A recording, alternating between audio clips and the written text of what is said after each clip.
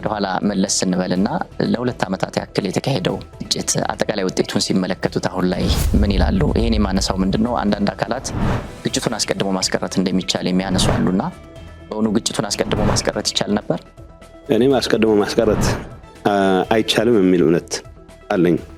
አስቀድሞ ማስቀረት ማይቻልበት መቀነስ ይቻል ነበር፣ ጥፋቱን መቀነስ ይቻል ነበር። አስቀድሞ ለማስቀረት ጥረት ያደረጉ ጓደኞች ነበሩኝ፣ ሰዎች ነበሩ። በአጋጣሚ ራሳቸው ይናገሩ። በሁለቱ ሳይድ ብቻ ቢሆን ኖሮ ጉዳዩ ምናልባት መቅረት የሚችልበት እድል ነበር። ሌሎችም ጭምር የተጨመሩበት የተካረረ ስሜት ያደረበት ጉዳይ ስለነበረ በሄደበት ልክ ወደ ሄደበት ርቀት ግን መሄድ አልነበረበትም።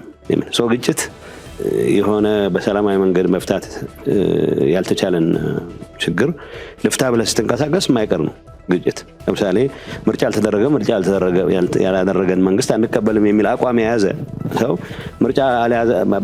ምርጫ ራዝሟል ከሚለው መንግስት ጋር በአንድ ወይም በሌላ መልኩ መጋጨቱ ግዴታ ነው። ግጭቱ አሁን ያን የያዘው ደረጃ ላይ መድረስ ነበረበት የሚለው ጉዳይ ግን ኢንታይርሊ ዲፈረንት ስቶሪ። ሲጀመር ማቆም የሚቻልበት እድል ነበረ። መሀል ላይ ማቆም የሚቻልበት እድል ነበረ። ከዛም ቀጥሎ ማቆም በዚህ አጋጣሚ ለረዘም ላለ ጊዜ ከፕሪቶሪያም በፊት ይህንን ለማስቆም የሚያስችሉ መድረኮች በሚስጥር ቢሆን የተደረጉ የነበረበት ሁኔታ ነበር። መነሳቱን ማስቀረት እንችላለን የሚል እምነት የለኝም። አሁን ሁሉ ካለፈው በኋላ ጥፋቱ በጣም የሚያጸጽት ነው፣ በጣም ያሳዝናል። በብዙ መልኩ ለእንደዚህ አይነት ስሜት መካረር የዳረጉን ነገሮች መለስ ብለህ ስታስብ ሁሉም ኃላፊነቱን መውሰድ መቻል አለበት። እኔ የነበረኝ ድርሻ ስላለው ሁሉም ሰው እንደ ኤንቲቲ ግን የደረስንበት ያቺ ርቀት የሆነ ግጭቱ አሁን መጨረሻ የያዘውን መልክ እንዲይዝ ከማድረግ አንጻር ግን ብዙ መሰራት የሚችሉ ስራዎች ነበሩ የሚል እምነት አለ። አምባሳደር፣ የፌደራል መንግስቱ ግጭቱን አስቀድሞ ለማስቀረት የወሰዳቸው እርምጃዎች፣ ያከናወናቸው ስራዎችስ ምን ይመስላሉ?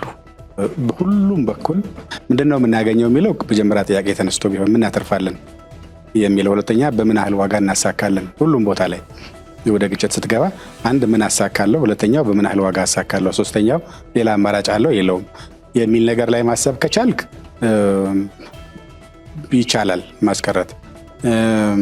ችግሩ ደግሞ ሌላ ሶስተኛ ወገን ደግሞ እና እንደ ካልቸርም ይሄ ይለይልን የሚል ይዋጣልን የሚል ሐሳብ ደግሞ ወገን ነው ባለበት በመለስተኛ ውይይትም ልትግባባበት የምችለው ነገር ወደ ግጭት ያመራልና የመጀመሪያው አለመተማመኑ ሰፍቷል፣ መቃቃሩ ሰፍቷል፣ የሚያራግበው ብዙ ነው፣ ከውጪ ሂሳብ ለማዋረድ የሚፈልገው በጣም ብዙ ነው። ዝም ብለህ በቀላሉ የሆነ ቦታ ሄደህ ለኩስ አድርገህ ከዛው መልሰህ የምታጠፋው የሚመስለው ብዙ ነው። ከሱ ጋር ተያይዞ የመጀመሪያው እኔ እንዳመለጠ እድል ይቻል ነበር፣ ግን እንዳመለጠ እድል ወስደን ከዛ ግን 2-3 አማራጮች ስለነበሩን እሱንም ተጠቅመንበት ቢሆን ኖሮ አሁን የጠፋይ ሰው ህይወት፣ የወደመ ንብረት፣ ከዛ በህይወት ለቀረው ሰው ደግሞ ያተረፍንለት ዕዳ፣ በማህበራዊ ህይወቱን በኢኮኖሚውን በአካሉ ያተረፍነውን ዕዳ ካሰብከው አይ በቃ እኔ ራሴን እልህና እጎ ዋጣ አድርጌ ትንሽ ቻል አድርጌ ብሻገረው ኖሮ ላስቀረው ይችል ነበር ብሎ ማሰብ ከባድ አይመስለኝም። በተለይ ሁለተኛው ላይ ሶስተኛው ላይ የተሞከረ ስለነበረ ግንኙነት ልዩነት ደግሞ ሁሉም ቦታ ላይ ስለሚኖር አይ ነገር እናስቆመው የሚል አሁን እኔ ነገራቸውን ጋር ይጠፋል ብዬ አላስብም። የሚታገሉ ይሄ ነገር የሚቀርብን የሚሉ ሰዎች የሚጠፉ አይመስለኝም። ግን ፕሪቬል የሚያደርግ ግጭት ሲያቀትህና ተስፋ ስትቆርጥ የምትገባበት እንጂ ግጭትን እስከ መጨረሻዋን አንተፍፈ ያለህን ጉልበትና እውቀት ተጠቅመህ ማስቀረት ነው የሚል ባህል ቢመጣ ማስቀረት ይቻላል የሚል እምነት እኔም አለኝ። የመጀመሪያውም ይቻላል፣ ግን በተለይ ሁለተኛና ሶስተኛውን ማስቀረት ይቻል ነበር የሚል ነው። ከዛ ግን ዋናውን የሱ ሳይሆን አሁን መማር፣ አሁን ራሱ መማር። እሺ ከዛስ መማር አለ ወይ? ከዛስ ሪሞርስ ማድረግ መጸጸት አለ ወይ? መቆጨት አለ ወይ? ከዛ እንደዛ ከሆነ ደግሞ ለማካካስ በተቻለ መጠን ትንሽ እየሰጡ ትረስት ለመፍጠር የሚደረግ ሙከራ አለ ወይ? ለግጭት በርን ለመዝጋት የሚያስችል ነገር በሙሉ በበቂ እየተሰራ ነው ወይ የሚል ጥያቄ ነው ማተር የሚያደርግ ይመስለኛል። ያለፈ ነገር ከልሰን ያለፈ ትምህርት ከመቅሰም ያለፈ ትርጉም ብዙ ስለማይሰጠን። አቶ ጌታቸው ወደ እርስዎ ልምጣና የመጀመሪያው ምዕራፍ እንዳመለጠ እድል ቢወሰድ ሁለተኛውና ሶስተኛውን ዙር ግጭት ግን ማስቀረት እንደሚቻል ፌደራል መንግስቱ በተደጋጋሚ ያነሳል። እዚህ ላይ ያለው ሐሳብ ምንድነው? ሁለተኛውም ሶስተኛውም ውይይት እያደረግን ነበር። በአጋጣሚ እኔም በክቡር አምባሳደሩም የተሳተፍንባቸው 2-3 አጋጣሚዎች ነበሩ። ሰው የቀረቡ ተርሞች መተማመን ብቻ ነው የሚጠብቁት እንጂ ጥያቄዎቻችን ከመመለስ አንጻር ደህና የሚባል ርቀት ሄደናል የሚል እምነት ነበረን። ግን ብዙ ሰው የማይገባው አለ። የሰራዊት ከፍተኛ አመራሮች የሆኑ ሰዎች የበለጠ እንደራደር የሚለው ክፍት የሆኑበት ሁኔታ ይታይ ነበር። በተወሰነ ደረጃ ሲቪሊያን ሊደርሽፕ ውስጥ ይዋጣልን የሚል ሀሳብ ነበር። ይሄ ገሌን ብቻ እኔም ይዋጣልን ከሚሉት ስለነበር ራሴን ነፃ ላደርግ አልችልም። ግን ባየኋቸው አጋጣሚዎች ግን ለማቀራረብ የሚያስችሉ ዕድሎች ነበሩን። በምንገናኝበት ወቅት 3 ዙር አካባቢ ተገናኝተናል። በጋራ ጉዳይ መስራት፣ ጥያቄዎቻችን ለመመለስ የሚያስችሉ መተማመን የሚባለውን ነገር እንትን ለማድረግ ለመሞከር ለመፈተሽ ራሱ ዝግጁነት ቢኖር ኖሮ አቮይድ ማድረግ እንችል ነበር የሚል እምነት አለ። ማለት ይሄንን አለማለት ውሸት ነው፣ መዋሸት ነው የሚሆነው። ይሄ ስለው የነበርኩትም ነው እንዳልኩት። ከኔ በላይ ግን ይሄ ጉዳይ በዚህ መልኩ ወታደራዊ በሆነ መልኩ ሊያልቅ አይችልም የሚል እምነት የነበራቸው በዚህ ግጭት ወቅት ትልቅ የራሳቸውን አሻራ ያስቀመጡ፣ ግን ደግሞ መጨረሻ ውሳኔው የፖለቲካል ኃይሉ ውሳኔ ነው በሚል ተገዝተው ሄዱ አሉ። ማስቀረት እንችል ነበረ። እኔ ቅድም የሚያልኩት የመጀመሪያውን ነው። የመጀመሪያው ኦልሬዲ መቀራረብ የሚቻልበት እድል በሙሉ ተዘግቶ ነበር። እውነት ለመናገር ብዙ ጥረቶች በግልም ምናምን የተደረጉ አሉ። ለማቀራረብ የተደረጉ ጥረቶች አጋጣሚ የግልም ጥረት ካረጉት ውስጥ አንዱ ስለሆነ እሱ እዚህ ላይ መናገር ይኖርብኛል። ግን we had reached የማንመለስበት የሚባል ሪቶሪካል ፖይንት ላይ ደርሰን ነበር።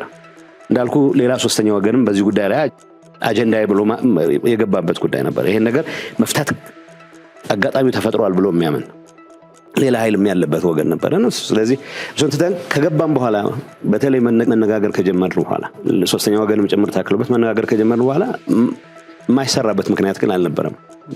ተመልሼ ሳይው ብቻ ሳይሆን በተግባርም በዛን ወቅት ውይይቱን ጨርሰን ስንመለስ ያደረግናቸው በአመራር ደረጃ ያደረግናቸው ውይይቶችም ይሄን ነገር ብናደርግ ጥሩ አጋጣሚ ነው የሚል እምነት ለማንሸራሸር ተሞክሮ ነበረ።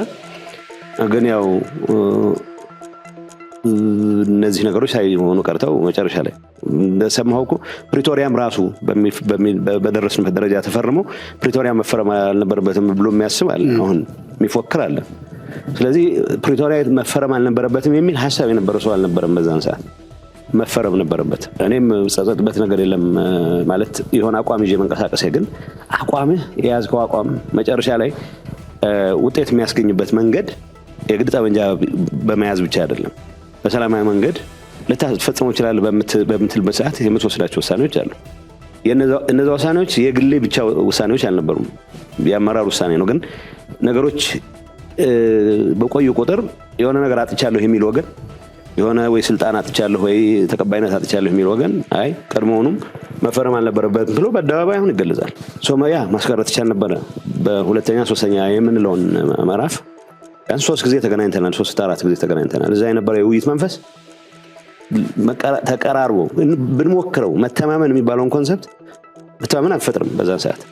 ግን እስኪ ለመተማመን ትንሽ ሙከራ እናርግ ብንል ኖሮ መሰራት ይችል ነበር የሚል እውነት አለ።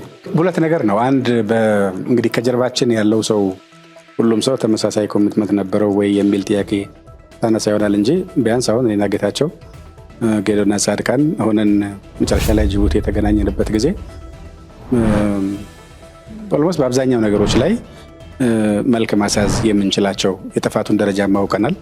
በቀጣይ ትንሽ እልፍ ቢደረግ ምን ያህል ሰው ዋጋ ሊከፈል እንደሚችል እሱን ተረተናል። በግላችን ደግሞ ለመቃረብ ያደረግናቸው ጥረቶች ነበሩ። ከጀርባችን ይዘን የመጣነውን ነገርም ለመውሰድ ሞክራል። ስትገናኝ ዞሮ ዞሮ ለሁለት ተከፍለህ ያለ የቤተሰብ ጸብ ስለሚሆን ስትገናኝ በከፍል ጸብ በከፍል ዘመድ ጥየቃ የሚሆን ነገር መሆኑ አይቀርም።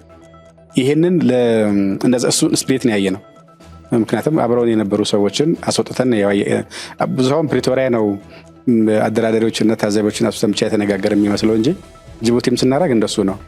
አሜሪካኖችን የነበሩትን ውጡ ብለን ሽን ጠይቃችሁ ሲባልም ካልፈልግናችሁ እንዳትመጡ ብለን ሻይ ሲቸግሩ ጠይቁ ሲባል እሱንም እንደውላለን ብለን ለብቻችን ያወራ ነው። እሱን ስፒሪት የምታየው የሆነ ኤሌመንት አለው። ታዲያ ምንድን ነው እዚህ ውስጥ የሚያስገባን ነገር ብለህ ለመጠየቅ የሚያስገድድህ ነገር አለው። መሻገር የሚገባን ችግር እንዳለ ስትገናኝ ሁለቱም ጋር የደረሰውን ጥፋት አይተው ዞሮ ዞሮ ከጋራ ቤት የሚቀነስ ነገር ነው የሚል ነገር ወስደሃልና ግን ስቲል እዛም ሆነን የማይፈልጉ ሰዎች ተነበሩ። ለምሳሌ የደረስንባቸውን ትንሽ ለማቃረብ ያደረግናቸው ሙከራዎች ለሚዲያ በመበተን ንግግሩ እንዲከሽፍ ያደረጉ ሰዎች ደግሞ ተፈጠሩ በሂደቱ። ከዛ ደግሞ እሱ በቀን ሰዎች አይፈልጉም ማለት ነው የሚል ደግሞ በነበረው ጥርጣሬ ላይ ስለምትጨምርበት የምታደርገው ሙከራ የላንቴካ ያስመስለዋል፣ የምር ያልሆነ ዝም ብለህ ለመፈታተሽ ቢያረከው ያስመስለዋልና ጥርጣሬው ዲፕ በመሆኑ ትናንሽ ስህተቶች፣ ትናንሽ አለመግባባቶች፣ ትናንሽ የአያያዝ ስህተቶችም ነገሩ ወደኋላ እንዲያፈገፈገ ያደርጋሉ እንጂ የመጨረሻው ጅቡቲ በነበረውም ላይ ያደረግነውን ግን ተንተርሰን ወደፊት ለፊት ቶሎ ብናወጣው ኖሮ በዛ መካከልና ቀጥሎ ፕሪቶሪያ በሄነው መካከል የነበረን ደግሞ እንደገና ጉዳት መቀነስ እንችል ነበር የሚለት አለኝ እንጂ ሙከራዎቹ ብዙ ነበሩ። የፕሪቶሪያው ሰላም ስምምነትን ስናይ በቀድሞ ህወሓት እና በፌዴራል መንግስቱ የሄዱ የልኡካን ቡድን አባላት በቋንቋችን ራሳችን እንነጋገራለን በሚል እያከናወናችሁት ስራ ውጤታማና ያልተለመደም እንደነበር ይነሳል። ይሄ ለምን ሆነ? ምንድን ነው ምክንያቱ? የምትግባባቶች ማለት እኔና ሬድዋን የስራ ባልደረቦች ነበርን፣ ጓደኞች ነበርን። አሁን ዝም ብለህ ስሙላ ካልሆነ በስተቀር ችግሩ ይፈታል ብለህ ካመንክ አረብኛ ስለምትችል በአረብኛ ሞከር፣ እንግሊዝኛ ስለምትችል በእንግሊዝኛ ሞከር አያስፈልግም። ግን ሲምቦሊክ ነው፣ ሞር ሲምቦሊክ ነው። መጀመሪያ የሚያስቡት ምንድነው? በኩርፊያ ስለሚጀመር የተቆጣ ሰው ነው የሚመጣው፣ አጠፋኸኝ የሚል ሰው ነው የሚመጣው። ስለዚህ ዩዥዋሊ የማቀራረቡን ስራ የሚሰሩት አደራዳሪዎች ነን የሚሉ ሰዎች ናቸው። ኢንፋክት እንጀራቸውም ስለሆነ ማቀራረብ ያለባቸው ይመስላቸዋል። እሱ ነው የሰበርነው፣ ጊዜ ስለምን ታባክናለህ በሚል ነው። እውነታው ግን የመጀመሪያው ቅድም ሬድዋን የገለጸዋልና የመጀመሪያም ስንገናኝ ሲሸልስም እኮ ነበረ ጅቡቲ 2 ጊዜ ነው የተገናኘ ነው። እኔ በገባኝ ሪፖርት ባረኩት ልክ አብረን የማንሰራበት ምክንያት አልነበረ። ግን መጨረሻ ላይ ተቀባይነት ያገኘው ላይ አላገኘው የሚለው እኔ ግን ብለ ማድረግ ከእንትኖች ውስጥ ከሚያስቸግሩት ፖለቲካል ሊደርሺፕ የሚባለው ውስጥ አንዱ ስለነበርኩ አሁን ራሴን ብፁዕ አድርጌ ምናምን ላቀርብ አልፈልግም። መጽሐፍ ስንጽፍ ማን ምን ብሎ ነበር ሊባል ይችላል። አሁን ባለው ሁኔታ ግን ኮሌክቲቭሊ ምን ወሰንን ነው ጥሩ ምልክቶች አልብለን ሪፖርት አድርገን ኦኬ ግን አይ እነዚህ ነገሮች ጥሩ ምልክቶች አለው። የመጨረሻ ያነሳው አለ። ለምሳሌ ጅቡቲ ስንገባ የሚኒስትር ግንኙነት ነው የምናደርገው። አውሮፕላኑ ገና ሳይነሳ ግን ነገሌ ተብሎ ከማን ሊክ እንደተደረገ ግን ኋላ አሜሪካኖችም ጋር ሆነን አወቅን። ሬድዋን ሊክ አላደረገውም፣ ጌዲዮን ሊክ አላደረገውም። የኔ ከኔ ጓዶች አንዱ ነው ሊክ ያደረገው። ግን እዛ ዴሌጌሽን ያለ አይደለም። ሰው ምናልባት ሰላም በመፈጠሩ ምክንያት የበለጠ አጣሉ የሚል ወገን እንደዛ ሊያደርግ ይችላል። ይህን ስል በሀፍረትም ጭምር ነው የሚሰማኝ። እንዴት ነው የሆነ ጤነኛ አእምሮ ያለው ሰው ያ ማለት በሁሉም ሳይድ እንደዚህ አይነቱ ነገር እንዲበላሽ የሚፈልግ ሰው የለም ማለት አይደለም። ከጀመርነው አይቀር ይዋጣለን እናጠፋቸዋለን የሚላለ እንትሩ በጣም መርኪ ነው። የፈጠርነው ሲቹዌሽን መርኪ ነው። ስለዚህ ከጀመርነው አይቀር ኋላ እኮ ፕሪቶሪያ ከፈረምን በኋላ እኮ እንዴት ሳናጠናቅቀው ይቋርጣል ብሎ ያኮረፈ ብዙ ኃይል አለ። አሁንም በየሰፈሩ ሆኖ እንዴት ሳይጠናቀቅ የሚል ያው ማሊያ ቀይሮ የሆነ ነገር ሊሰራ ሲሞክር ተዋለ። ግን ኢንፌክት የሚፈልጉት ውጤቶችን ማግኘት ይቻል ነበረ በዛ የድርድር ሂደት። ፔንፉልም ቢሆን ምንድነው ኮንሴሽንስ ይኖሩታል፣ የምትሰጠው ትቀበለው ይኖረዋል። ለእኔ ጥሩ ምልክቶች ነበሩ። አትሊስት ዴሌጌሽን የሆነን ሄድ ነው ሰዎችም ኢቨን እዛ ሄደን ነገሮችን ስናስረዳ መልካም ነገር ይገኝበታል የሚል ነገር ነበረ። ግን አልሆነም። ሰላም ተለያይተን ጦርነቱ ስለቀጠለ ከዛ በኋላ እኔም ታርጌትድ ነበርኩ። ታርጌትድ መሆን ብቻ አይደለም። በመስከረም 4 እና ቀጥሎ ኦክቶበር 1 ልንገናኝ ነበረ ቀጠሯችን። ሲራዘም ኦክቶበር 23 ኦክቶበር 22 አካባቢ ነው የተገናኘ ነው። በዛ ሁሉ ጊዜ መሃል 10 ሺዎች የሚቆጠሩ ሰዎች የተቀጠፉ ነው፣ ወጣቶች የተቀጠፉ ነው።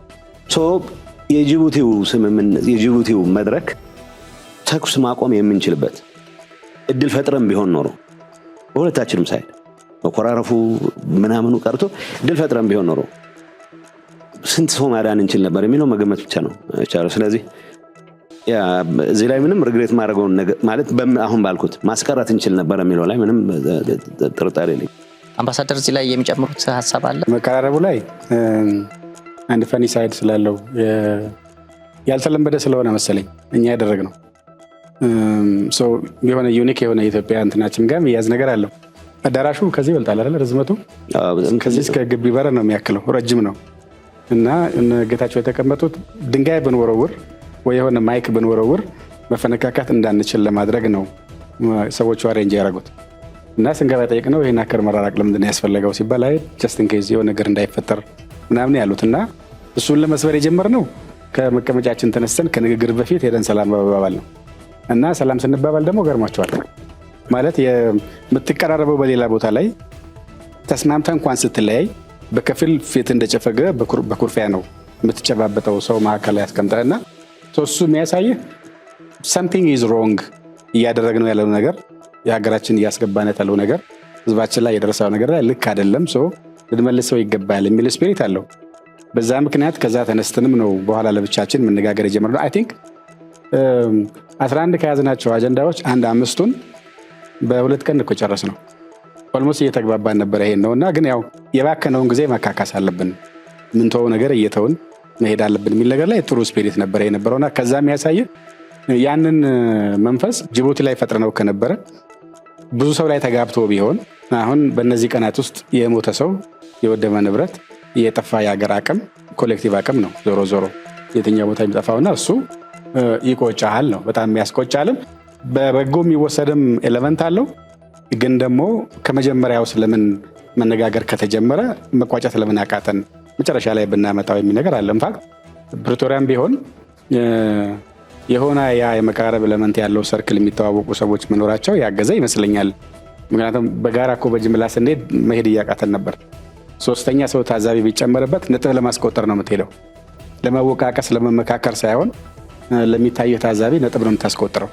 ሌላኛውን በጣም ለማጠልሸት አንተራ ራስን ኃጢአት ለመቀነስ እና የበለጠ ደግሞ ግብ ለማስገባት ነው የምትሄደውና አንዱ ማስወገድ የፈለግነው እሱን ነው። በራችን እንዝጋና ያደረስነውን ጉዳት እርስ በርሳችን ሂሳብ እንስራ፣ ከዛ እንዴት መውጣት እንዳለብን ነጋገር የሚል ነውና ለሰዎቹም የገረማቸው በበጎነት የሚወሰድ ዩኒክነስ አለው።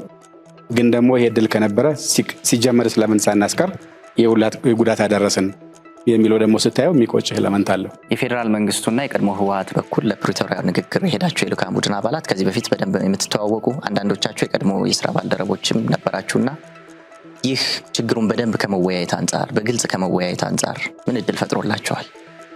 ያዝከው አቋም አለ ማትቀየረው አቋም እንኳን ማትቀየረውን አቋም ለመቀየር አያግዝም። ዞሮ ዞሮ ቦተም ላይ አንዳንዱ እኮ ከዋናው የመንግስት ፕላትፎርም ውጭ ወጥቶ ወይ ከዋናው ምንድነው የተደራዳሪ ቡድን ፕላትፎርም ወጥቶ ሄድኳርተርስ ጋር ደውሎ እንዲህ እየተባለ ነውና ይሄ እንኳን ጥሩ አይመስለንም የሚላል ሪፖርትም ያደርጋል። አትሊስት እውነት ለመናገር መጨረሻ ትንሽ ጠበብ ማለት በጠባብ ሰርክል ማየት ስንጀምር ነገሮች ወደ ተሻለ ደረጃ መምጣት ተጀመሩት እንጂ አንዳንዱ በፍጹም ለማሰቡ ለመቀበሉ የሚከብድ ሐሳብ ይዞ የሚቀርባል። በሁሉም ሳይድ እንደዚህ አይነት መካረር አለ። ሰው መቀራረቡ ጠቅሟል ግን ቦተም ላይን ለመቀየር ምክንያት ይሆናል የሚል እምነት የለኝም። አልሆነም። እሱ ቦተም ላይን ይህን ይዘ ነው ከዛ ውጭ በሚያቀራርቡ ጉዳዮች ለመቀራረብ ግን አትሊስት ጊዜ ነው። የኔ እምነት እኔ አንድ ፕሮባብሊ ልብስም አልነበረኝም። ምክንያቱም አሜሪካኖቹ የነገሩን ተፈራርመን እንመለሳለን የሚል ነው። 22 ገባን 23 24 ብንቆይ ሮብ ቀን እንመለሳለን የሚል ነው። ግን 10 ቀን ወሰደ። ለመፈራረም የሚሆን ልብስ እንኳን ያው ዘመድ ወዳጅ አፈራርገን ገዝቶልን እንትን ያለ ማድረግ ይቻል ነበር። ሆነስትሊ ሪግሬት ማረገው በነዛ 10 ቀኖች ሳይቀር የጠፋውን አውቀዋለሁ እኔ ምን ያክል ሰው እንደጠፋ። ሰው ግን ነገ ወደ ሀገር መገንባት ላይ ትልቅ አስተዋጽኦ ማድረግ የሚችል ኃይል በእነዚህ አይነት መካረር ምክንያት ዋጋ እንዲከፍል መደረገው ግን እጅግ በጣም ከሚመሩኝ እንትኖች አንዱ ነው። በዚህ አጋጣሚ እንዳልኩ መቀራረቡ ግን የሚያቀለው ነገር አለ። ቦታው ላይ ሆኖ ላያስቀር ይችላል። እኔ ልጋደል ትስርታይ ተናንቀን ካልጠፋን በስተቀር የሚለውን ኤሌመንት ግን ቢያንስ ያስወግድልሃል። እሱ አጥቅሟል የሚል እውነት አለ። አምባሳደር ወደ እርስዎ ልምጣና 10 ቀናት በወሰደው የፕሪቶሪያው የሰላም ንግግር ወቅት የነበሩ አስቸጋሪ ነገሮች ምንድናቸው? እንዴት ተሻገራችኋቸው? ከዚህ ጋር ተያይዞ በፕሪቶሪያ ሰላም ስምምነት የተገኙ ስኬቶች እንዳይቀለበሱ እንዳይደበዝዙ ምን መከናወን አለበት ይላል? አሁን ላይ ያሉ ነገሮችንስ እንዴት ያያቸዋል? አስቸጋሪ ነገር አንዱ ዲሲፕሊን ነው። አሁን ጌታቸው የገለጸው ሰው ሁለታችንም ጋር ሲመጣ የራሱ እንትን ያስቀምጥና ይመጣል። አንድ ቦታ አፈቃቀ ስትል በራሱ መንገድ ይወስደዋል። እያንዳንዱ ጉዳይ ደግሞ እንደዚህ ያስቀምጥ መሄድ ብቻ ሳይሆን አንዳንዴ ጠበብ ብለህ ለመቃረብ የሚያስችል ነገር ታመጣለህ። እሱን ሲመጣ የሌለበትን ሁሉን ነገር በልኩ ደግሞ መስማት አልቻልኩም የሚለው ሰው ከራሱ መንደርና ሰፈር ጋር ምናምን ሰፍተው ይዘዋል። እነጌታቸው ጋር ደግሞ የተለያየ አይነት ዝንባሌ ያላቸው ሰዎች ስለነበሩ የሚያገኙትን መረጃ ወስደው ለሚዲያም ሌላ ግሩፕም ይሰጣሉ። እሱ ሄዶ ሌላ መልክ ይዞ ሪፖርት ይደረጋል። እነዚህ አንዱ ከዲሲፕሊን አንጻር የነበሩ ችግሮች ናቸው እስከምናጠበው ድረስ። በኋላ ሁለታችንም ተስማምተን አጥብበነው በስሞል ሰርክል ሄደን የቋጭነውን እያመጣን ሪፖርት እያደረግን ስንሄድ ነው ነገር የተገፋውና እስከዛ ምንደርስ አንዱ አስቸጋሪ ነው። ሁለተኛው አስቸጋሪ ነገር የነበረው የእውነታውን መቀበልም ላይ በጠፋው ነገርም ተነጋግረ አሁን እኛ ጋር ረገጥ አድርገን ሁሉ ነገር በዛው ጨርሰ ነገር ለማምጣት የምናደርገው ግፊት ነበር። መሳሪያ እንኳን በ24 ሰዓት እንዲያስረክቡ የሚለው መንገፋ የነበረው ኢንፋክት መሬት ላይ አይሆንም። ከመላ የተበተነ መሳሪያ በ24 ሰዓት እንደማይመጣ ትገምታለህ። ግን እስከዛ ጫና ለማረበቀ መሳሪያ የሚባል ነገር ማየት አንፈልግም ከመንግስት ውጪ እና በዚህ መሳሪያ ነው እንደዚህ የምንጎዳው አይነት ስለነበረ እኛ ጋር ወደዛ ጫፍ እንወስደዋለን። እነሱ ጋር ደግሞ ስቲል ዊ ካን ፋይት አሁንም የመዋጋት እድል አለ። መዋጋት ካለብን አሁንም መዋጋት ስለምንችል ይሄን አጠይቁን በዚህ ርቀት ከሄዳችሁ የሰሬንደር ጥያቄ ይሆናል የሚል ደግሞ ወደ አቻነት ለመምጣት ደግሞ የመሞከር ነገር አለ። ከኛ ፓርቲ ያለው ደግሞ እንደ እያለቀ ነው ከፈለጋችሁ በቃ ነገ እንገባለን እንጂ ይሄን ካላላችሁ የሚል ነገር ታመጣልና ውስጡ ኢሞሽንም አለበት። በደረሰው ነገር ላይ ተቀበለህ ከሱ የመሸሽ ብቻ ሳይሆን ድጋሚ እንዳይፈጠር ለማድረግ ለምታደርገው ነገር ደግሞ በራስህ መንገድ ጉዳዩን ጫና አድርገህ ለመያዝ የመሞከር ነገርም ነበረው። ሁለተኛው እሱ ነው። ሶስተኛው ካለቀ በኋላ የመጣብን የዚህ አከራካሪ ቦታዎች ጉዳይ የተመለከተው ኢሹን የነበረው ምክንያቱም በእኛ በኩል አይ ቲንክ ሶስተኛው ግጭት ሲካሄድ አንዱ ኢሹ ሆኖ መጥቶ የነበረው አከራካሪ ቦታዎችን በግድ እናስመልሳለን በሚል ነበር በቲፒኤልኤፍ ሳይድ እና እኛ ጋር የነበረው ዝግጅት ኦኬ ሶስተኛው ጦርነት ያካሄዱት ለዛ መሬት ከነበረ እነሱ ናቸው መጠየቅ ያለባቸው፣ እኛ ለመልስ ነው የምንዘጋጀው እንጂ ምንለው ነገር የለም ብለን ትተነው ነበር። ምን በኋላ ስንሄድ እነሱ ተውት። እንደነዚህ ሰዎች ተዋክተውበት ሲያበቁ እንዴት ነው አጀንዳ ማያመጡት የሚል ነበረን በእኛ ስለነበረ አናነሳም ብለን ተው ነው። እነሱም ሳያነሱት ልንፈራረም ደረሰን። ጋዜጠኛ ጠራን፣ እንግዳ መጣ፣ አዳራሹ ልንገባ ስንል ግን ያ ጉዳይማ ካላለቀ እንዴት ነገሩ የሚያልቀው ወደሚል ወደ ዜሮ መመለስ መጣ። እሱ ትንሽ አካል ብሏል። ምክንያቱም እየመራን ለሄደን ሰዎች ይህን ጉዳይ እንዳዲስ ማንሳት የእንትንም ጉዳይ አለው፣ የፐርሰናል የቫሊዩ ጉዳይም አለው። ለሀገር ምን ጠቅማ ላይ ጠቅም የሚለው አንድ ጉዳይ ሆኖ ግን ሰው ፊት ተነጋግረህ ጨርሻለሁ ብለህ ወረቀት ላይ አስቀምጠህ ከዛ ግን የረሳሁት ነገር እኮ አለ አይባልም። ቢኮዝ ረስተን ሳይሆን የተውነው አውቀን ስንሄድ ጀምሮ ተነጋግረን የተውነው። እነሱ ደግሞ እዛ ላይ አለመነሳቱ ስለዚህ ተስማምተዋል ማለት ነው ለእኛ የተወለን መንግስት ብለን እናነሳለን ስላሉ ጥበብ ነው ብለው ተውት። እኛ ደግሞ እነሱ ካላነሱት እኛ ማንሳት የለብንም ብለን ጥበብ ነው ብለን ተው ነው። ኋላ ግን ተገለበጠና ነገሩ ኢሹ ሲሆን ሊፈታብን ነበር የነበረውና እሱን አትሊስት የፕራይም ሚኒስትሩም ኢንቮልቭመንት ኖሮ የሚያቀራረቡን ሰዎችም ሆሩም አይ ቲንክ በዚች ኬዝ ሀመርም ፖዚቲቭሊ ኮንትሪቢዩት አድርጓል። ቢኮዝ ልንፈርስ ነበር የሄድን ሰዎች የሚታየን ነበረው።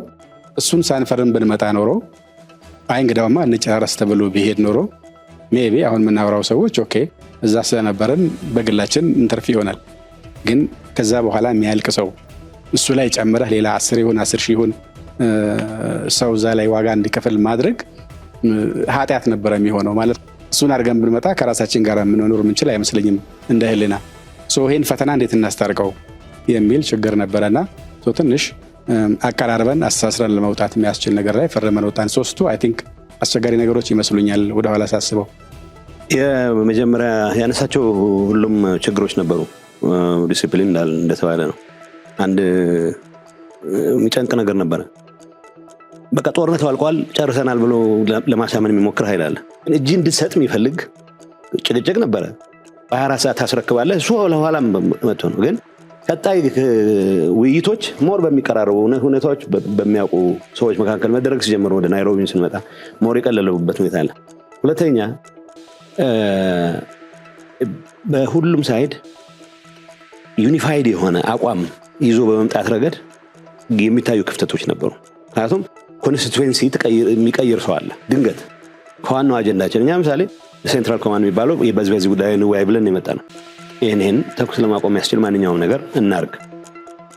ለምሳሌ የትግራይ ግዛት በሚመለከት ጥያቄ አላነሳም። እኔ ለምን አነሳለሁ? ህገ መንግስቱ የሚያውቀው ቦታ ነው። ኩዌስችን ካለ ሪስቶር ከተደረገ በኋላ ህገ መንግስቱ በሚፈቅደው መሰረት ይደረጋል። ርዕሳችን አልነበረም። የኛ ርዕስ ተኩስ ማስቆም ነው። በዛ መሃል ነው እነሱም እንዳሉት በራሳቸው ካልኩሌሽን አላነሱትምና ብለው ሊሆን ይችላል። መጨረሻ ግን ከነ ሬድዋን ሳይድ ድንገት አንድ ሰው የሆኑ ሰዎች አነሱት። ይሄ አከራካሪ ነው። አከራካሪ ነው ብለን ስለማናምን እኛ ስለዚህ ጉዳይ አላነሳንም። ይሄ ከተነሳ በኋላ አንዳንዱ አንሪያሊስቲክ ነው የሚፈልገው ነገር ፌደራል መንግስቱ። ለዛ ነው ፌደራል መንግስቱ ጫና አለኝ የሚለውን ክሌም ማረጋገጥ የሚፈልግ ወገን አለ። ይሄ ልንፈጥረው ከምንፈልግ ሰላም አንጻር ምን ያክል ዋጋ እንደሚያስከፍል ምንም የሚያጠራጥር ነገር የለም። እኛ ያኔ በረግጠን የወጣ ነው። በቃ አይሆንም እንደዚህ የሚባል ከሆነ በዚህ ጉዳይ ላይ ይሄ ግዛት አይመለከተንም ብላችሁ ፈርሙ የሚል ነገር ሊኖር አይችልም። ማለት የፌደራል መንግስት ኦሪጂናል አቋምም እንዳልሆነ እናውቃለን። መጨረሻ እንደዛ ነው ጠቅላይ ሚኒስትሩም ጣልቃ ገብተውበት በእንደዚህ አይነት ነገር የሚያልቅ ነገር አለ፣ ህገ መንግስታዊ በሆነ መንገድ ይፈታ የሚል አንቀጽ እንዲገባ ተደርጎ ነው መጨረሻ ላይ ነው የተግባባ ነው። ሶ ኢን ኢፌክት በአንድ ወገን ማለት አንድ ወገን ማለትም ይከብዳል። የሆነ የራሱን ፍላጎት መሰንቀር የሚፈልግ ወገን ባለቀ ሰዓት ትግራይ ዴሌጌሽን እገሌ የሚባሉ ግዛቶች አይመለከቱኝም ብለህ ፈርም የሚል አንቀጽ ሊያስገባ ፈልገ። ይህን ደግሞ አንቀበልም፣ ጥንቅር ይበላል። ይህን ግን መፈራረም ስለነበረብን አትሊስት በዛ በደረስነት ደረጃ ጥፋቱ መቆም አለበት የሚል እምነት ስለነበረ ጠቅላይ ሚኒስትሩ ኢንጌጅ አድርገው እኛንም አግኝተው ህገ መንግስታዊ በሆነ መንገድ ብቻ እንዲፈታ ይሄ ጉዳይ በኃይል የመለወጥ ሂደት ተቀባይነት የለውም ወደሚል ነገር መምጣት አለበት ተብሎ መጨረሻ የተፈራረም ነው። ብዙ አይነት ዲስፓሬት ኢንተረስትስ ነበሩ እንደዚህ አይነት ጉዳይ ላይ። ዋናው ነገር በህገ መንግስት መሰረት እንፍታው የሚለው ነው መጨረሻ ያግባባን። በህገ መንግስታዊ መንገድ መፈታት አለበት። በፕሪቶሪያው ሰላም ስምምነት ወቅት ሁለቱም ወገኖች ወደ ማዕከል ሪፖርት እያደረጉ ግብአት የማግኘት ድጋፍ የማግኘት ነገር እንደነበር የሚያነሱ አካላት አሉና በእናንተ በኩል ደግሞ የትንኮሳ ዘመቻም እንደነበር ይነሳል። እዚህ ላይ ምን ይላሉ አቶ ጌታቸው?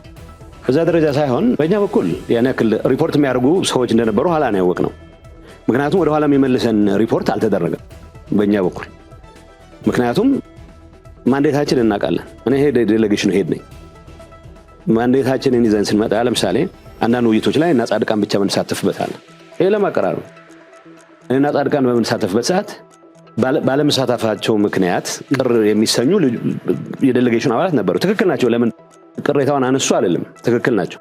ሪፖርት ከማድረግ አንፃር መቀለ ከተመለስን በኋላ የገባኝ ነው። ኤቭሪዴይ ሪፖርት የሚያደርጉ ሰዎች ነበሩ። በቃ ምንድነው ሊያስቀሩት የሚፈልጉት? እግዚአብሔር ብቻ ነው የሚያውቀው። ምክንያቱም በዛ ሁኔታ ማንዴት ይዞ ነው የመጣን ኃይል ምን በማለት በቃ በግል እንትን ማለት ነው የሚሆነው፣ በግል ማሳበቅ ነው የሚሆነው እንጂ ውሳኔን ወደ ኋላ የሚመልስ ሪፖርት ያደረገ ሰው የለም። እኛ ለምሳሌ አላረጉልንም ይላል የኔ ሊቀመንበር እኮ ኤቭሪ ዝርዝር ያውቃል። መንግስት አፍርሰው መጡ ይላል። ምርጫ ያደረግነው ምርጫ ነው እንዲሰረዝ የተደረገው በዛ ስምምነት። ምርጫ ያደረኩት ምርጫ ከተሰረዘ በኋላ ምን መንግስትን ይዤ መልሰው በምንም ስሌት ሊሰራ አይችልም። ይሄ ኢንፋክት በድርድር ያመጣ ነው። ፌደራል መንግስቱ እጅ ስጡ ከሚል አጀንዳ ወጥቶ መጨረሻ በኢንተርም አድሚኒስትሬሽን ኢንክሉሲቭ አድሚኒስትሬሽን ይመስረት ወደሚል በሂደት ነው የመጣ ነው። እንኳን መንግስት ልናፈርስ ድርድሩ ከመጀመሪያው ቀን በ24 ሰዓት እጅ ስጡ ከሚል ጭቅጭቅ ወደ ኢንተሪም አድሚኒስትሬሽን መስረቱ ነው ያደገው። ስለዚህ ሪፖርት አልሰማሁም። መግለጫ ወጥቷል። ገና ከፕሪቶሪያ ሳንወጣ አውሮፕላን የጠበቅን የማይመለከተን ውሳኔ የተወሰነው የሚለው ሪፖርት ወጥቷል። ሪፖርት ማድረጉ አይደለም፣ ሪፖርት ማድረጉ ያረጉ ሰዎች እንዳሉ ኋላ ሰምቻለሁ ከሄድኩ በኋላ። ያረጉት ግን ማሳበቅ ነው የሚሆነው እንጂ ውሳኔያችንን በሚመለከት የሚያመጣው ለውጥ አልነበር። አሁን ለሚደረገው ጭቅጭቅ ጠቅሟቸዋል። ምክንያቱም እኛ ያለምንበት የሆነ ነገር ተደረገ፣ መንግስት አስረክበው መጡ እና የሚሉት ወሬ ያለ የምን መንግስት? በዛ ሂደት ያረግነው ምርጫ ነሊፋይድ ሆኖ ነው የመጣ ነው። በአንድ ህገ መንግስት ልንመራ አንድ ሰራዊት ብቻ ሊኖረን ብለን የመጀመሪያው ዙሩ የተስማማንበት በሁለት ቀን ያለው ይሄንን ነው። አንድ ሀገር ውስጥ አንድ ሰራዊት ነው የሚኖረው። አሁን ሰራዊት አፈረስክ አይደለም የምትለኝ፣ ሰራዊት ፕሮፐርሊ ዲዲአር ፕሮሰስ ተከትሎ የትግራይ ሴኩሪቲ ፍላጎቶች በሚያሟላ መልኩ መደረግ አለበት። ይሄ የተወያየንበት ይሄን የማድረግ ሂደት ማን ጥፋት ፈጽሟል የሚለው እሱ ፕሪቶሪያን በየጊዜው የገመገምን ስለሆነ እናያለን። በዚህ ሂደት ውስጥ የታዩ ችግሮች፣ ፕሪቶሪያ አፈጻጸም ላይ የታዩ ችግሮች እኔ መመራው አድሚኒስትሬሽን ይሁን እኔ አመራር ሆንኩበት ፓርቲ የፈጸሟቸው ጥፋቶች በሚመለከት ያለ ማመንታት ነው ልገልጽ የምችለው። አሁን ሲምፕል ወሬ በየአደባባዩ ይሰማል። ፕሪቶሪያ መፈጸም አለበት የሚል ሰው ግን ፌደራል መንግስት የፌደራል ተቋማት የሰጧቸውን ውሳኔዎች አልቀበልም ፈለክም አልፈለክም ይሄን አደርጋለሁ ብሎ ደግሞ ይላል። ምንም እንትን የለውም። አሁን ይሄን ኮንትራዲክሽን እንዴት ነው የምታስታርቀው? ፓርቲ ሰራዊት የለውም። በቃ የህወሓት ሰራዊት ስለተባለ የህወሓት ሰራዊት ይዤ እቀጥላለሁ ሊሆን አይችልም። ኢንተርም አድሚኒስትሬሽን ሲቋቋም የዲዲአር ፕሮሰስ ሊያስፈጽም ነው። ዲዲአር ፕሮሰስ ሲፈጸም ግን የትግራይ መሰረታዊ ጥቅሞች ባስከበረ መልኩ ይሁን ነው። ይህን በማስከበር ሂደት ፌል ያደረግናቸው ነገሮች አሉ። ግን ደግሞ እስካሁን መሄድንባቸው ርቀቶች አይ ሁሉም ነገር እገሌ ብቻ ነው የፈጸመው ብለህ ልትሞግታ እንደ ምስክር በግልጽ የምናገረው አሁን የሚገመገምበት መድረክ ይኖራል።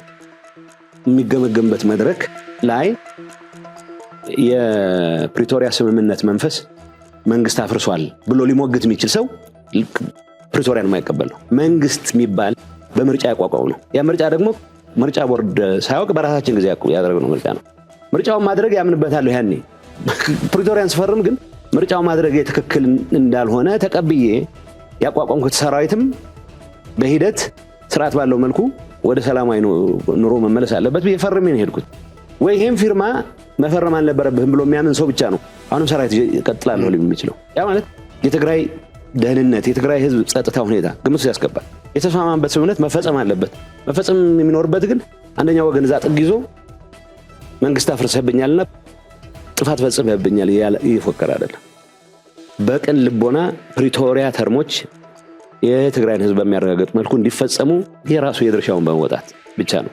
የሚያሳዝነኝ እኔ ከአስተዳዳሪ በነበርኩበት ጊዜ መፈጸም የነበረባቸው ነገሮች ለመፈጸም የሚያስችል በቂ ፍጥነት ያልያዝን መሆናችን ነው። ፌደራል መንግስቱ ያጠፋውን ጥፋት ለመውቀስ በቂ ጊዜ ያለን በቂ ጊዜም ወቅሰናል።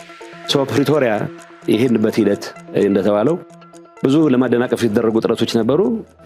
በእኛ በኩል እንዳልኩት ከዛ በኋላ የተፈጠረው ነው ማተር የሚያደርገው እንጂ የድርድሩ ሂደት ለማሰናከል የሚያስችል እዚህ ገባ የሚባል እንትን አልነበረብንም።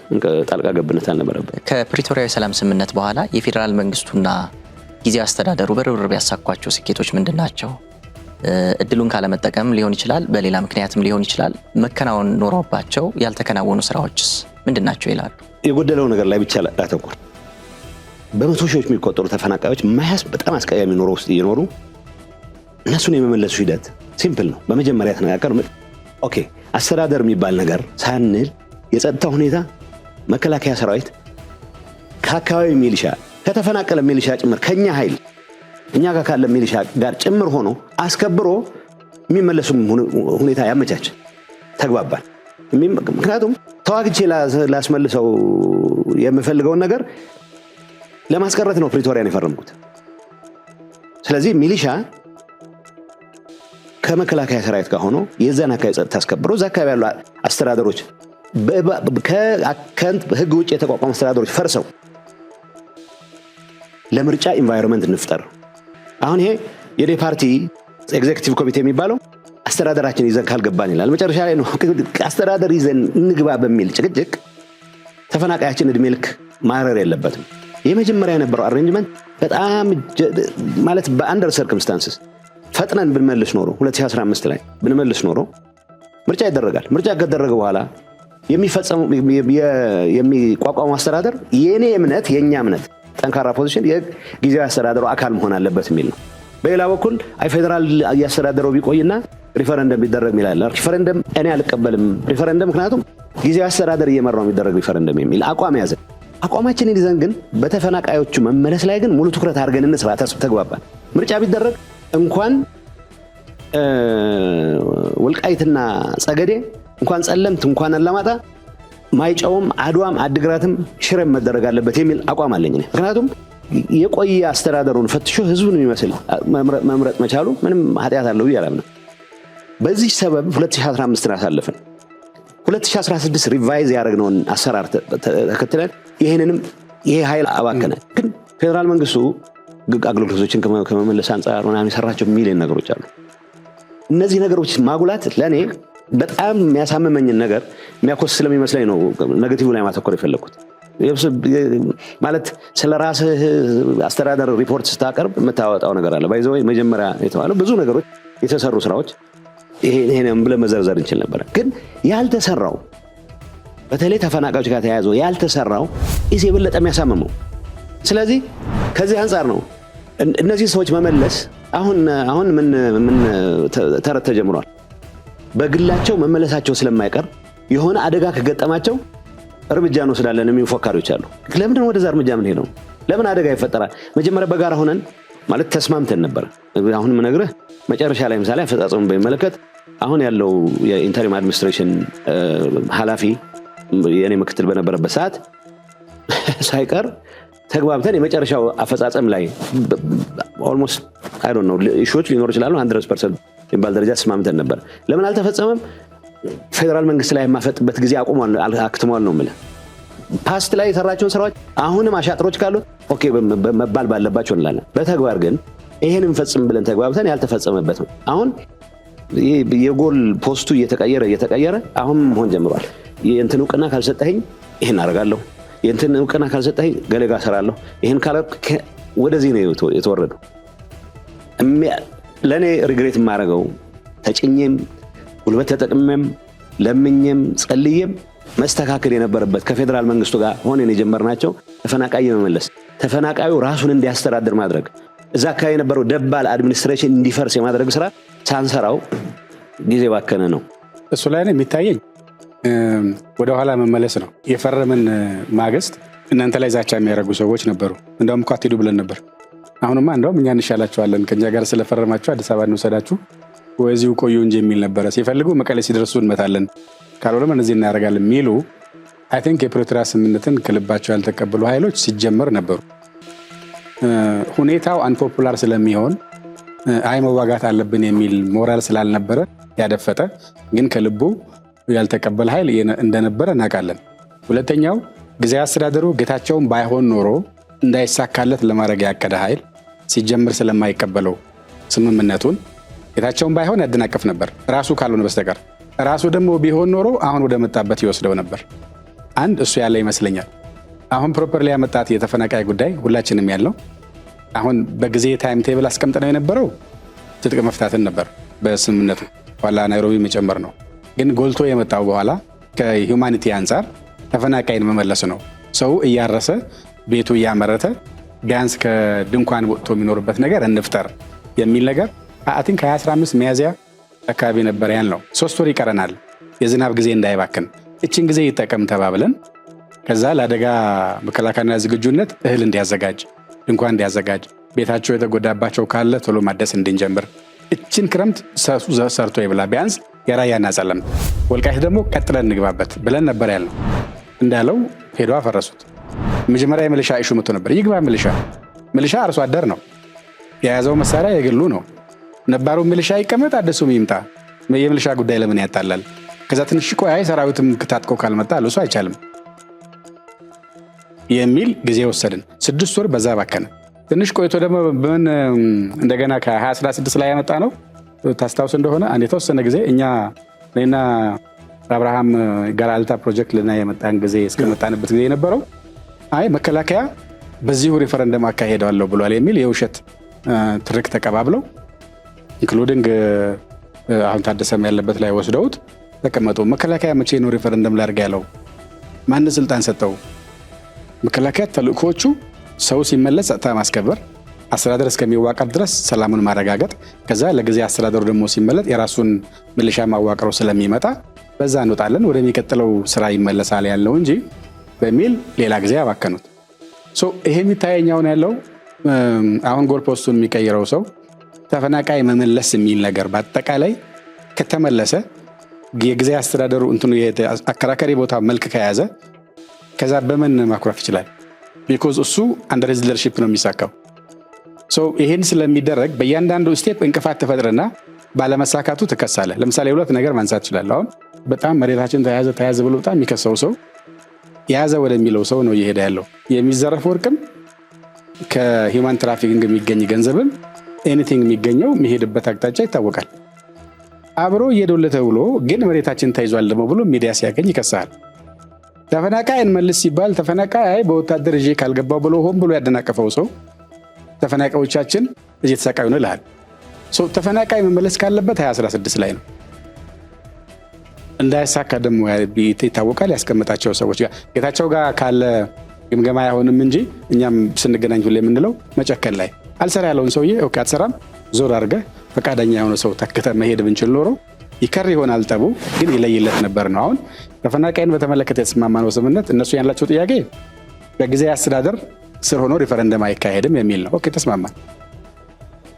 ትግራይ ውስጥ ምርጫ ተካሄዶ ህጋዊ መንግስት ሲኖር ያኔ እልባት ያገኛል። ቢኮዝ ባለፉት 30 ዓመታት እንደዛ ስናረግን ይኖር ነው። አስተዳደር አለ፣ መንግስታት አሉ፣ ፌዴሬሽን ምክር ቤት ይመጣል፣ ህዝብ ይዋያል፣ ሪፈረንደም ያካሄዳል፣ ወደ ወሰነው ይሄዳል። ሲወስን ሁልጊዜም ሁሉም ኤሊት ይደሰታል ማለት አይደለም፣ ግን የህዝብ ውሳኔ ይከበራልና እነሱ እንደዛ አለ። ሁለተኛ የነበረችው ጥያቄ ኦኬ ተፈናቃይ ከተመለሰ በኋላ አስተዳደሩ ከተዋቀረ በኋላ በጀት እንዴት ይሄዳል፣ በማን በኩል ይሄዳል የሚል ነበር። እሱ ላይ የራሳችን ምልከታ ነበረን። ምን አለን? መጨረሻ በሚሆነው ጉዳይ ላይ ስንከራከር ዜጎች ወደ ቤታቸው እንዳይመለሱ ከምናረጋቸው መጀመሪያ ይምጡ፣ ሰርተው ይብሉ፣ የራሳቸው አስተዳደር ይኖራቸው፣ ቀጥሎ ዕጣ ፈንታቸውን በተመለከተ የሚወስኑት እነሱ ስለሚሆኑ እየበሉ ስለ ቀጣይ ዕጣ ፈንታቸውን ለመነጋገር ይችላሉ። ድንኳን ላይ ሆነው ግን በእነሱ ስም ለምንከራከራለን፣ ቤት እናምጣቸውና ወደፊት እንነጋገርበት ተባለ። ይሄን ያደናቀፈው ኃይል አሁን አንደኛ ባንዲራ አድርጎ ይወስደዋል።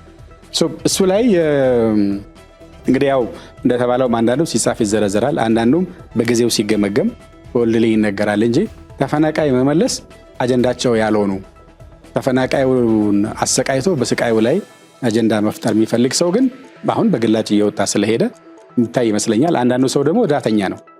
ለሱ እሺ ይላል፣ ከኛ ጋር ይስማማል። ከዛ ከወዳኛው ኃይል ሄድና ደግሞ እሱ ያለውን ሰምቶ ይተኛበታል። ስልክ ያጠፋል፣ መልስ አይመልስም፣ የት እንዳላታቀውም። ከወራት በኋላ ስታገኘው እንደገና እንዳዲስ ከዜሮ ትጀምራል። እሱ ነው አንዱ ያቆየብን እንጂ ተፈናቃይ እኮ የራያና ጸለምትን መልሰን የወልቃይት ማለቅ ነበረበት እስካሁን በ2015 በጀመርነው መንገድ ሄደን ቢሆን ኖሮ የሚል እምነት አለኝ።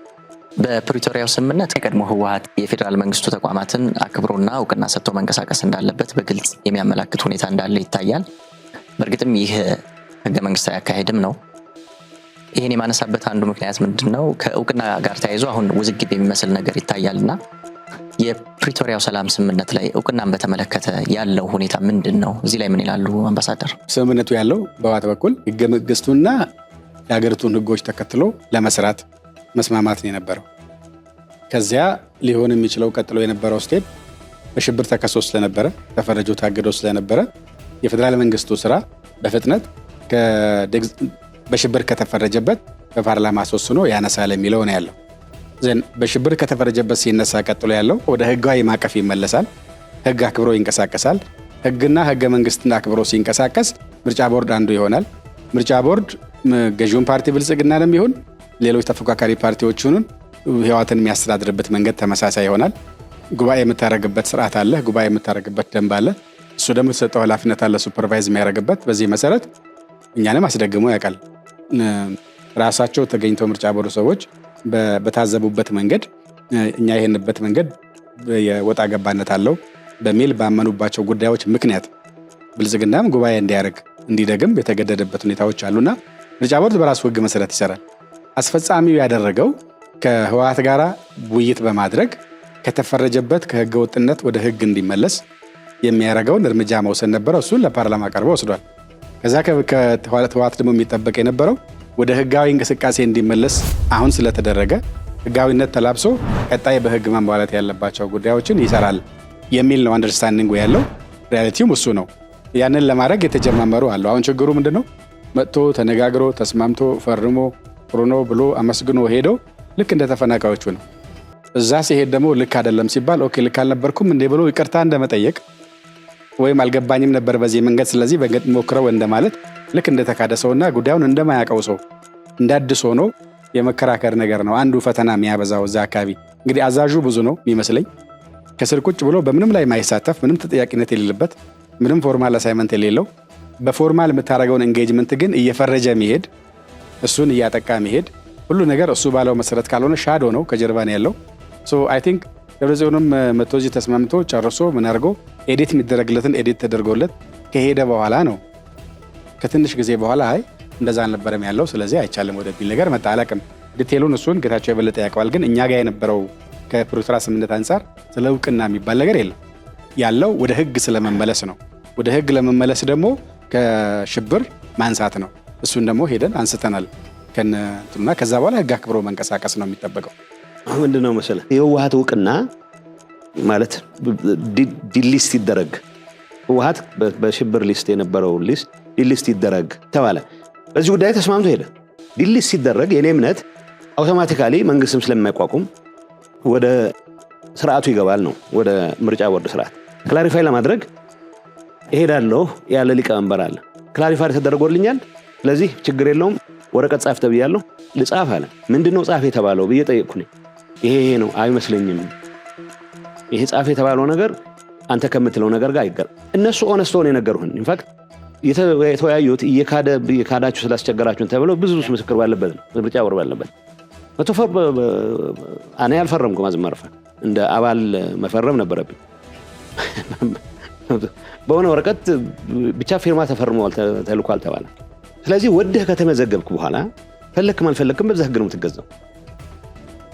በዛ መሰረት ጉባኤ እናደርጋለን ሲባል በ15 ቀን ምዝገባ ይሰጣቸዋል ተብሏል። 15 ቀን ተጠበቀ፣ ተሰጣቸው፣ ወረቀት ይዘው መጡ።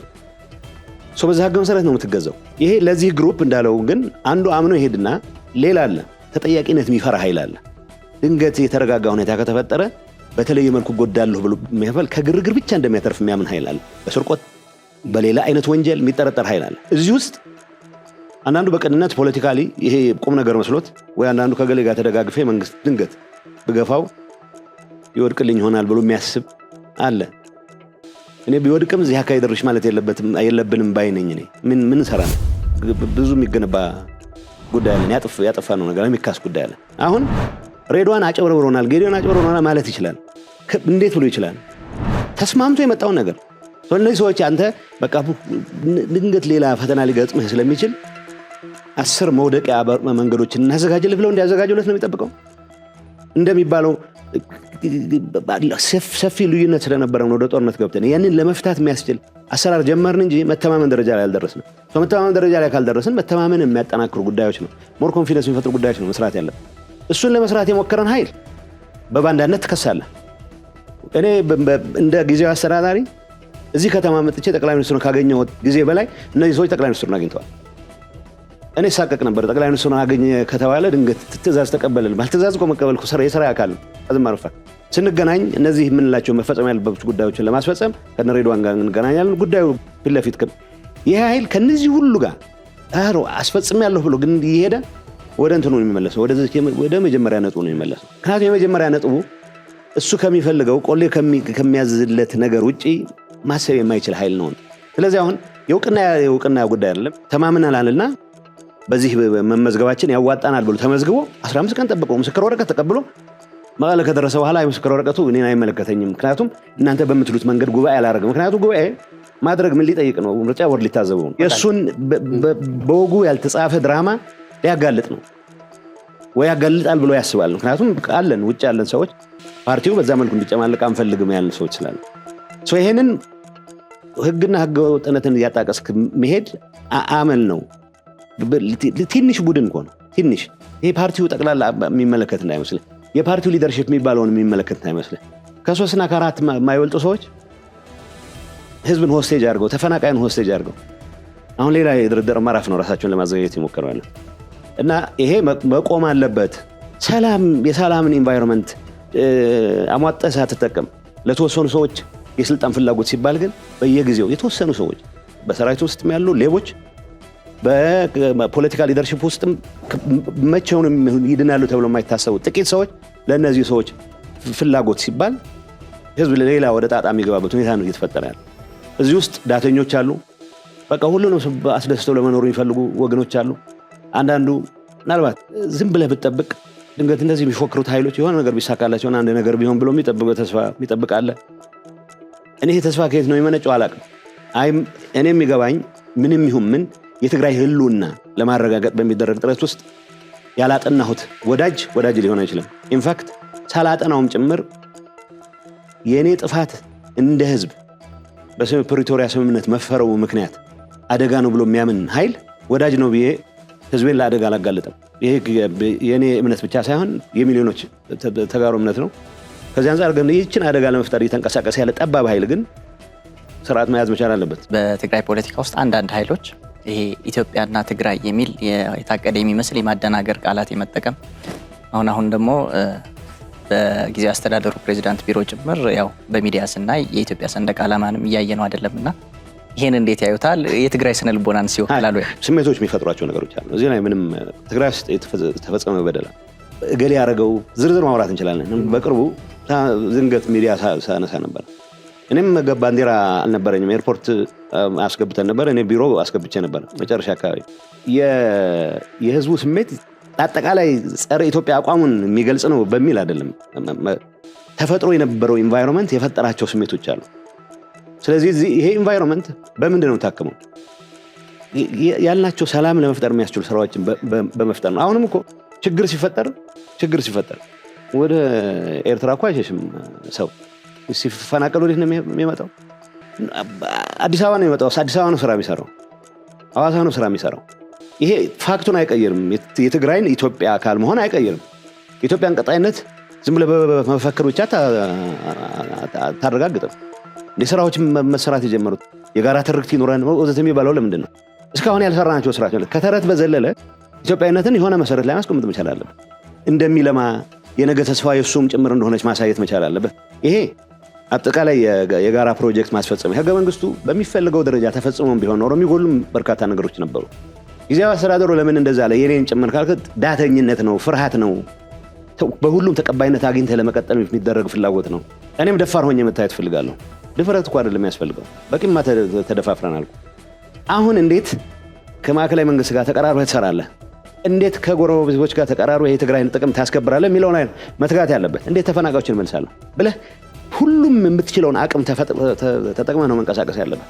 አኩራፊነት የሆነ ሰዓት ጠብቀህ ድንገት የተዳከመ ኃይል ሊኖር ይችላል የሆነ ነገር አደርጋለሁ የሚል ጦርነቱ መግባት የለብንም ነው እያልኩ ያለው። ለእኔ አሁን በጣም በጠበበ መልኩ ነው ኢትዮጵያዊነትን መጥላት ወይ ማለት በሚል ነገር ብቻ ነው። የትግራይ በአብያተ ክርስቲያናት ብዙ ጊዜ ያው እኛም በረሃ ሆነን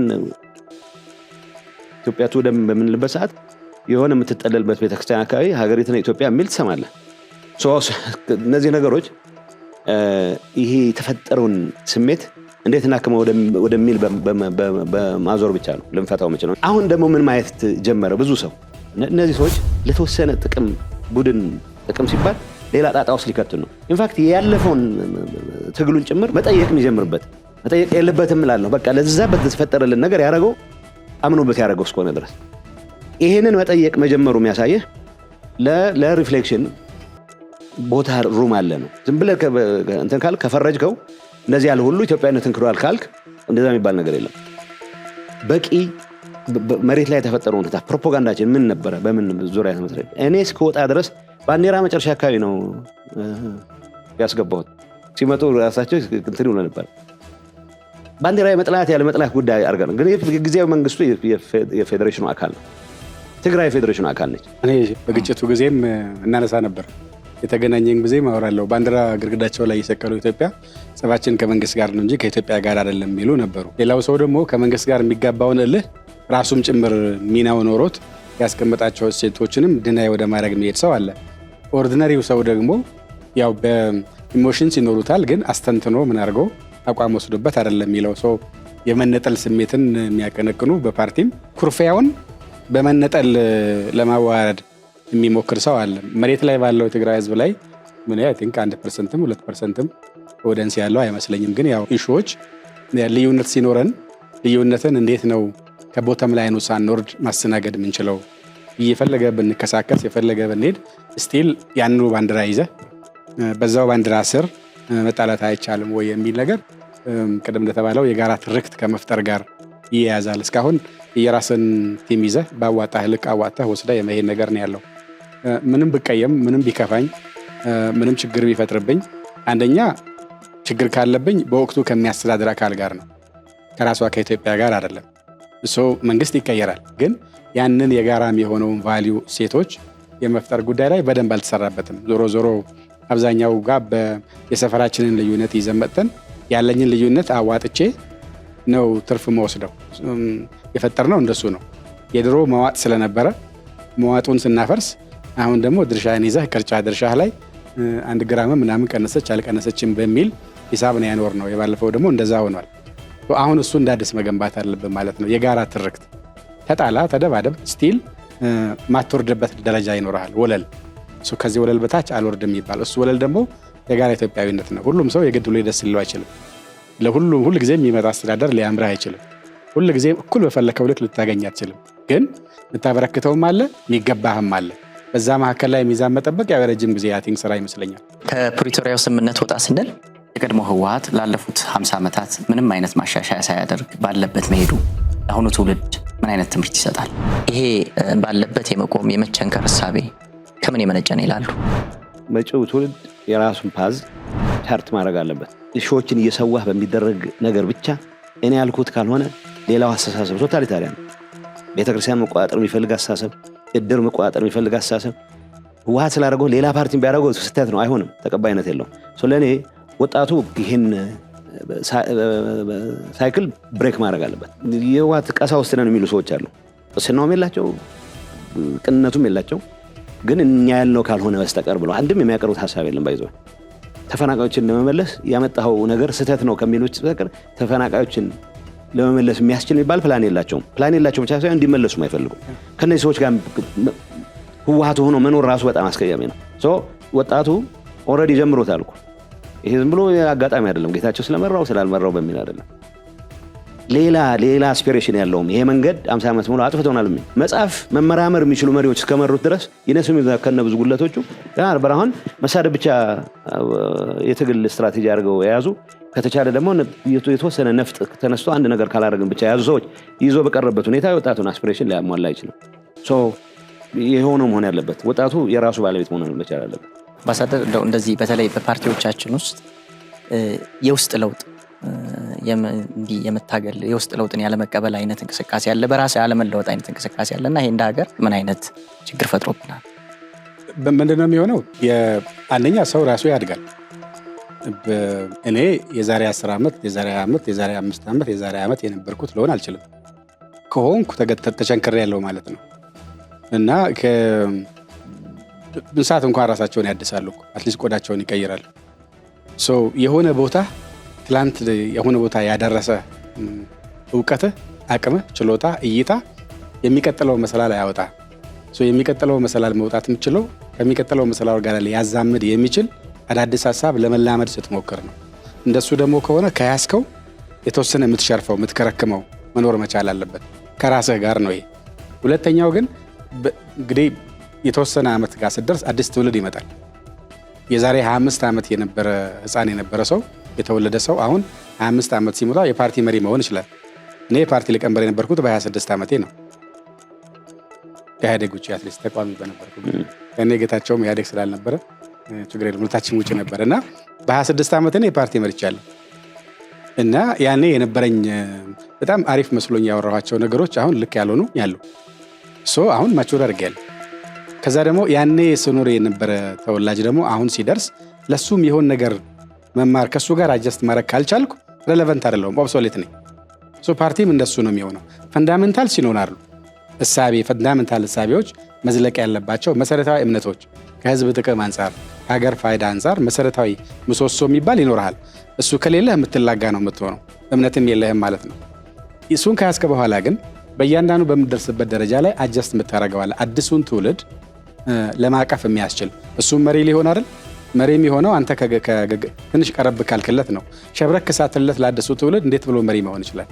ሸብረክ ለማለት ደግሞ አንተ ያኔ አምረህ ያዝከው ለአሁኑ ትውልድ ግን የማይሰራ ነገር መኖሩን ማመን፣ ራስህን ማብቃት፣ የምታንጠባጥበውና የምትጨምረው ነገር ማየት አለብህ። ይህ እንደ ሰውም ለፓርቲም ይሰራል። አንድ ፓርቲም ምንም ነገር ሳይቀይር ቃላት ጭምር ሳይቀይር መኖር ከቻለ ለአሁኑ ትውልድ ኦብሶሌት ነው፣ ምንም ርባና የለውም ማለት ነው። ወይ እሱን ጥሎት ነው አዲስ የሚመሰርተው፣ ወይ ክራሽ አድርጎት ከውስጡ ካኒባላይዝ አድርጎ ነው አዲስ ማውጣት ያለበት ትውልዱና አይ ቲንክ ይሄ በሀገር ደረጃ ይሰራል። የዛሬ በ60ዎቹ ያዝከው አቋም አሁን ልትቀጥል አይችልም። አንድ ልጨምርልህ፣ አደገኛ የሚሆነው አዲስ ሀሳቦች በጣም የምጠላቸው እኔ እንኳን በእኔ እድሜ ማለት ነው ቀላል አይደለም ያገለግሉ አዲስ ሀሳቦች በሚመጡበት ሰዓት የሚታይህ እንዴት መሰራት እንደማይችሉ ነው። የሪአክሽን አንድ ጸሐፊ ፈላስፋ የልማት ኢኮኖሚክስ ሪቶሪክ ኦፍ ሪአክሽን የሚለው አድሃሪ የሆነ ኃይል እድሜ በገፋ ቁጥር ፈልገው አይደለም አድሃሪ ነው የምትሆነው። በቃ የያዝከውን ማቆየት ትፈልጋለህ። አዲስ ጽሁፍ ማንበብ ያልቻለ ሰው ድሮ ያጠናትን ነገር ይዞ ነው መቀጠል የሚፈልገው። አዲስ ነገር መስማት አይችልም። ስለዚህ እሱ ምንድነው የሚለው አዲስ ነገር ብንጀምር ይላል። የመጀመሪያ ሪአክሽኑ ያጠፋናል ነው የሚለው። አዲስ ነገር ፐርቨርስ ነው የሚሆነው፣ ካሰብነው ውጪ ውጤት ያመጣል ይላል። ሁለተኛ አደገኛ ነው፣ ጆፐርድ ይፈጥራል ይላል። ሶስተኛ አይና አይሳካም፣ ሊሰራ አይችልም፣ ፊታይል ነው። አድሃሪነት ነው ይሄ። ተራማጅ ነኝ ብለህ ብትለውም አድሃሪነት ነው። ከተቸከልክ ግን አደገኝነቱ ለሀገር በለው ወክለዋለሁ ለምትለው ህዝብ ያንተ ሐሳብ የሚገዳደር ኢቭን መጥፎ ቢሆን ማስተናገድ የሚያስችል አቅም የለም። መጥፎም ቢሆን እኮ መስማት መቻል አለብህ። ያቃረም ቢሆን ስድብ መስማት መቻል አለብህ እንጂ ለተነሳ መፈክሩ በሙሉ ጠመንጃ መፍትሄ የምታደርግ ከሆነ አይሰራም። የኔን ጉዶች ብቻ ባነሳለህ እኔ ጋር ያላቸው ልዩነት ምንም አይደለም። በቃ ፈርመናል። በሆነ አጋጣሚ ጠቅላይ ሚኒስትሩ የኔን ሹመት አይቀበሉም ብለው ተስፋ አድርገው በግልጽ እንደዛ ነው ኮሙኒኬት ያደረጉ ለጠቅላይ ሚኒስትሩ እንደማትቀበሉ እናውቃለን፣ ሌላ አማራጭ አዘጋጅተናል ብለው እንግዳውስ ዘሞመንት ስላይትሊ ስትለይ ስላይትሊ በደስቲኔሽንም እንኳን አይደለም ፌደራል መንግስቱ ጠላታችን ነው ብለን ሁላችንም ተዋግተናል፣ ታግለናል። ምናልባት ከብዙዎቹ አሁን ሲቪል አመራር ከሚሉ በላይ ደግሞ ከፍያለሁ ማለት በብዙ መልኩ ግን ስላይትሊ እኔ የዘመርኳት እንዴ በእኔ መፈክር ሌላ ወጣት ጦርነት ውስጥ እንዲገባ አልፈልግም ብቻ ነው ያልኩት። እንችን ያልኩት ለእኔ ህልውና ሲል ተጨማሪ ዋጋ እንዲከፍል ግን አልፈልግም ነው። በሰላም የምንጨርሰውን ነገር በሰላም ያለን እድል እስክናሟጠጥ ድረስ ፕሪቶሪያ እሱን እድል ነው የፈቀደልን። ለምንድነው ወደ ጠመንጃ ኳኳታ ምንገባው የሚል ወጥተህ ሰላም የምትለው ማን ጦረኛ አለ ይልሃል። እኔ ሰላም ነው ያልኩት፣ ጦረኛ የከሰስኩት ሰው የለም። በተግባር ጦረኞች እንዳሉ እያወቅኩም ጭምር ማለት። ይችን ልዩነት ግን ማስተናገድ ስለማይችል ማስወገድ ነው የመረጠው ነው። ማስወገድ ምን አይነት ማስወገድ? ከፓርቲ ፊዚካሊ ማስወገድ። ይሄ በሀገር ደረጃ ሲገለጽ ምን ያክል አደገኛ ነው የሚለው ማሰብ መቻል አለብን። እኔ ባለፈው ሮማንቲሳይዝ እናደርገው ዝም ብሎ ትግላችን ታሪካችን ድንገት ማየት የምትጀምራቸው ኢን ሃይንድሳይት ራስህ ላይ ከደረሰው አንታያቸው ነገሮች ኢሊሚኔት የማድረግ አባዜ ሀሳብህን ለመለወጥ ካለመቻል የሚመነጭ ነው። ስለዚህ ትልቅ አደጋ እንደሚፈጥር ነው። ይሄ ለህወሓት በለው ለእገሌ የሚባል በለው ብልጽግና እድሜ ሰጥቶት የኔ ሀሳብ ብቻ ነው ካለ የሚያጠፋው ነው። ምንም ጥያቄ የለውም። ይሄ መቀየር መለወጥ በየጊዜው ራስን እየፈተሽ ከህዝብ ጥቅም ጋር ከዘመን ጋር ራስን እያቀራረብክ የምትኖርበት ነው። ከዚህ አኳያ አዲስ ፓርቲ እያዋቀራችሁ ነው የሚባለው ምን ላይ ደረሰ? አሁን ያለው ሁኔታ ህወሓት እመራዋለሁ የሚል ወገን ወደ ገባበት መፋጠጥ ደርሷል። በእንደዚህ አይነት ሁኔታ አሁን ሰላሙን አጥብቆ የትግራይን ህልውና በተሟላ መልኩ ለማረጋገጥ ሁሉንም መንገድ ሰላማዊ መንገድ እጠቀማለሁ የሚለው ለውጥ የሚያቀነቅን ኃይል መበተን የለበትም። ስለዚህ ለበተ ተመልሰ የትግራይ አስተዳዳሪ ለመሆን ተመልሰ የሆነ ነገር የማድረግ ፍላጎት ያለው ሰው በአሁኑ ሰዓት አለ ብዬ አላምንም። ይህን የለውጥ እንቅስቃሴ ግን ኦርጋናይዝድ በሆነ መልኩ መመራት መቻል አለበት። እና አል ቢ ፓርት ኦፍ ዛት ሙቭመንት። እንደው እንደዚህ በተለይ ከግጭት አዙሪት ለአንዴና ለመጨረሻ ጊዜ ወጥተን የሰከነ የፖለቲካ ስርዓት ኢትዮጵያ ውስጥ መስርተን የተሻለ ሀገር መገንባት ሂደት ውስጥ ሁሉም ተሳታፊ እንዲሆን እንደው በቀጣይ ምን መሰራት አለበት? እንደው ምን ይላሉ እርሶ? ከኤሊት ጋር የሚያያዝ ነው። ከነበረን ሳይክል ብሬክ ማድረግ ነው። የነበረን ሳይክል እድርም ጋር ይሄዳል፣ ቤተሰብም ጋር ይሄዳል። አንተ ያልከውን ሀሳብ የሚቃረን ሰው የጠላህ ነው ይመስል ማለት ፐርሰናል ነው የምታደርገው። የሀገር በሀሳብ ገበያ እንደምታተርፍ እሱም መውሰድ፣ እኔ ልሳሳት እችላለሁ ብሎ ማመን፣ እኔ መማር አለብኝ ማደግ አለብኝ ብሎ መውሰድ፣ አሁን ያለኝ ለቀጣይ በቂ አይሆንም የሚል ነገር መውሰድ እና ከራስ ቀንሶ ከሌላው ደግሞ ወስዶ ለመጨመር መሞከር ነው። ከራስ መተው። ከራሳችን ካልተውን ከሌላው የምንወስደው ነገር የለም። የኔን ድሮፕ ሳረግ ነው ክፍተት ማገኘው የሌላውን ሀሳብ ለመጨመር። እያንዳንዳችን የምናበረክተው አለ። እያንዳንዳችን የምናበረክተው ቦታ እንዲያገኝ ግን እያንዳንዳችን ምንተውና ከሌላው ልንቀበለው እንችላለን።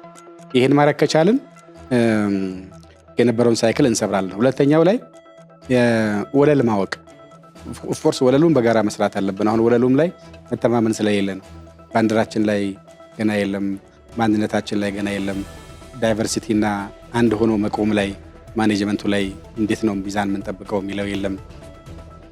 መቼ ነው በእኔ እልህ የኮሌክቲቭ ጉድ የኮሌክቲቭ ኢንተረስት መጉዳት ትክክል አይደለም ብዬ ማመን የሚጀምረው የሚላለ የኔ ብስጭት የኔ እልህ እኔንም ጭምር ወደሚጎዳ ነገር ቢሄድ የራሱ ጉዳይ ብዬ ዘውቤ እሳት ውስጥ መግባት እንዴት ነው የሚለው መውሰድ ያስፈልጋል። ይሄ መጀመሪያ አሁን ያለው ኤሊት ራሱን መግራት ነው። ቀጥሎ ግን ትውልድ መገንባት ይጠይቃል። በትምህርት ቤት፣ በሚዲያ፣ በእምነት ተቋማት፣ በአርት እየገነባው ቫሊዎቹን እንዲሰርጹ የማድረግ ነገር መውሰድ ይወስዳልና አሁን ያለው ትውልድ ካላመነበት ቀጣይ ትውልድ ዋጋ ይከፍላል። አሁን ያለው ትውልድ ትንሽ ኮምፕሮማይዝ ማድረግ ከቻለና ትንሽ ደግሞ ኢፈርት ከጨመረበት ቀጣይ የሚመጣው ትውልድ ቢያንስ አሁን ከሚኖረው የተሻለ ቀለል ያለ የፍሪክሽኖችን ማኔጅ ማድረግ የሚችልበት ልምምድ ይኖረዋል የሚል ሀሳብ አለኝ። ግን እኛ ገና እየቻልንበት አይደለም፣ ለመቻል እየተፋጨን ያለ ነው። አትሊስት የእኛ ተናናሾች ደግሞ አትሊስት ከኛ ድክመት እየወሰዱ ትንሽ እያሻሻሉ የሚሄዱት ነገር ይኖራል የሚል እምነት አለኝ።